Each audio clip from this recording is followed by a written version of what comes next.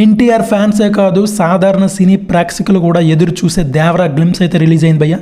Glimpse అయితే అదిరిపోయింది. నిజంగా ఇండియన్ బాక్స్ ఆఫీస్ని షేక్ చేసే విధంగానే ఈ గ్లిమ్స్ ఉంది.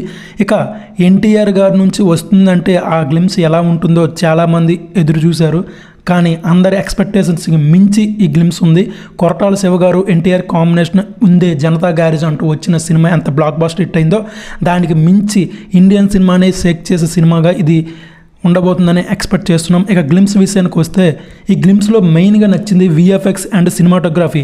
నిజంగా అదిరిపోయింది భయ్య. ఇలాంటి టైప్లో కొరటాల శివ గారు తీస్తారని ఎవరో ఎక్స్పెక్ట్ చేసి ఉండరు. ఇంకా మెయిన్గా అనిరుద్ధ్ గారు బ్యాక్గ్రౌండ్ మ్యూజిక్. అనిరుద్ధ్ గారు ఈ మధ్య తన సినిమాల్లోనే బ్యాక్గ్రౌండ్ మ్యూజిక్తోనే ఎన్ని సినిమాలు బ్లాక్ బాస్టర్ హిట్ చేశారో మనందరికీ తెలిసిన విషయమే. అదిరిపోయే బ్యాక్గ్రౌండ్ మ్యూజిక్ ఇచ్చారు.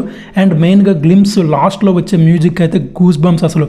ఇక ఎన్టీఆర్ గారి విషయానికి వస్తే యాక్షన్ అంటేనే ఎన్టీఆర్ గారు.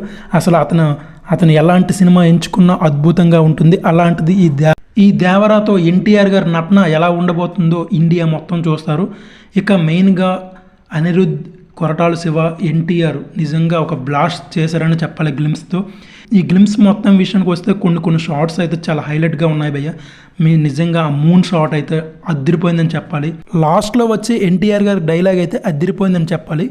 ఇక ఈ సమ్మర్కి ఎన్టీఆర్ గారు ఇండియన్ బాక్స్ ఆఫీస్ వద్ద తన విజృంభణ చూపిస్తున్నారు.